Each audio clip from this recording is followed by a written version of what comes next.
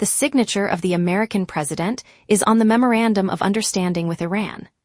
A memorandum about which, just hours before signing, he had said, "This is just a memorandum of understanding. If I don't like it, I'll drop bombs on their heads again."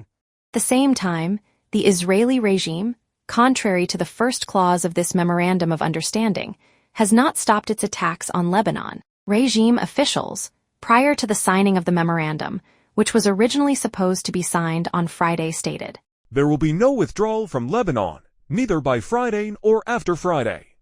We will preserve the Israeli army's full freedom of action in Lebanon." Western analysts say that it was precisely these repeated flip-flops by the Americans and the Israeli regime in the face of Iran that led Iran to state in the negotiations, "We ultimately decided to divide the talks into two stages. In the first stage, we will reach a memorandum of understanding, and then negotiations will continue for 60 days until a final agreement is reached." Iran says the Memorandum of Understanding, prior to a final agreement, gives Iran the opportunity to test, step by step, the enemy's compliance with its commitments. They are essentially telling the Americans that from now on, commitments are mutual, so if you do not fulfill them, we will not fulfill ours either. Because Iran believes that the enemy says one thing at the negotiating table and says something else in front of the media. It seems that, as usual, the US president is making up things about what the other side has agreed to, while the Iranians have been very clear and decisive about their conditions for reaching a permanent peace, not a temporary one. Analysts, such as this British diplomat, say that the continuation of this behavior and the enemy's repeated violations of the ceasefire in Lebanon could disrupt the achievement of a final agreement.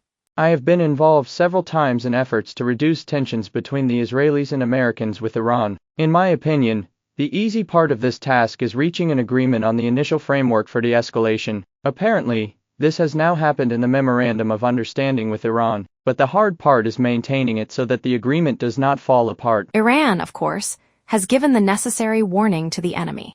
The Islamic Revolutionary Guard Corps' IRGC command issued a warning that if Israel continues its attacks in Lebanon, it will receive a response from Iran.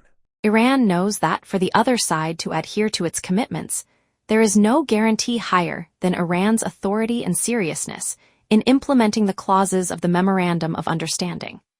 Take Trump, for example. In 2016 and 2017, he tore up the official resolution, the JCPOA, in front of everyone.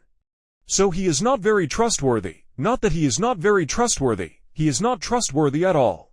We saw with our own eyes, right in front of us, how they tore apart the so-called JCPOA agreement. We must be strong ourselves. Iran must be strong.